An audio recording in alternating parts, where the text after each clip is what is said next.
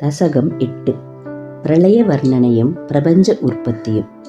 இப்படி இயல்பான பிரளயத்தின் முடிவில் முதல் பிரம்மகல்பம் தோன்றியது. அதில் உண்டான பிரம்மதேவன் மறுபடியும் உன்னிடத்திருந்தே வேதங்களை பெற்றான்.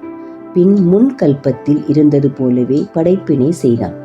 அந்த பிரம்மதேவன் 1000 சதுர்யுகங்களை பகலாகவும் 1000 சதுர்யுகங்களை இரவாகவும் பல தடவை கழித்தான்.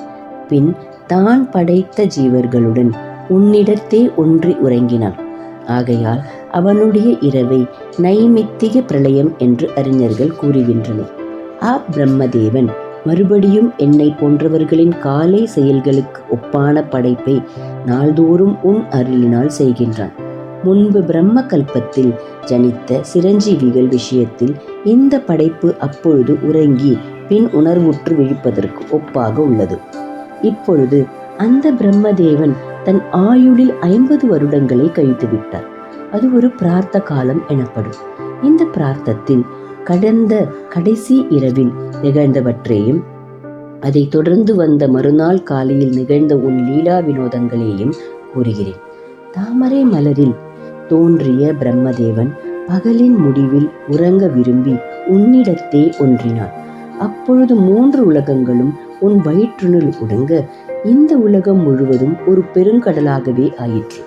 புவனம் முழுவதும் ஜலமயமான பொழுது உன்னுடைய இன்னொரு வேஷத்தில் சச்சிதானந்தமே உருக்கொண்ட பாம்பினையின் மீது அரிதுயில் கொண்டிருந்தாய். நீ உன்னிடம் ஒடுங்கிய சக்திகளின் கூட்டங்களோடும் ஜீவ சமூகங்களோடும் லயித்து காலம் எனும் சக்தியை நோக்கி பிரளயத்தின் முடிவில் என்னை எழுப்புக என்று கட்டளையிட்டு பிரளயத்தின் தொடக்கத்தில் ஆதிசேஷனின் மீது உறங்கினார். விஸ்வநாதா, ஒப்புமையில்லாத நீ 1000 சதுர்யுகங்கள் வரை இப்படி உறங்கினார். அதற்கு பின் காலசக்தி முதலிய இருந்து பிறகு உன்னை எழுப்பியது. பிரளய காலத்தில் நீரின் நடுவில் பள்ளி கொண்டிருந்தவனே, நீ எழுந்ததும் உன்னிடம் ஒடுங்கிய உலகங்கள் அனைத்தையும் கண்டாய். பின் உன்னுள்ளே நுண்ணிய உருவமாக இருந்த அந்த உலகங்களின் மேல் உன் அருள் பார்வையை செலுத்தினான். அச்சமயம் தங்கள் நாபியிலிருந்து தெய்வாம்சம் பொருந்திய ஒரு தாமரை மொட்டு மேல் எழுந்தது. அந்த மொட்டின் மேல் அனைத்து வஸ்துக்களும் சூக்ஷ்ம ரூபமாக அடங்கியிருந்தன. அந்த தாமரை மொட்டு உன் திருமேனியின்றும் தோன்றி நீரின் மேல் வளர்ந்து வெளியே வந்து 4 பக்கங்களிலும் விளங்கிய தன் ஒளியால் இருள் முழுவதையும் அழித்தது. உன் யோக சக்தியால் உண்டான அத்தாமரை மொட்டு வியக்கத்தக்க முறையில் இதழ்கள் விரிய மலர்ந்தது.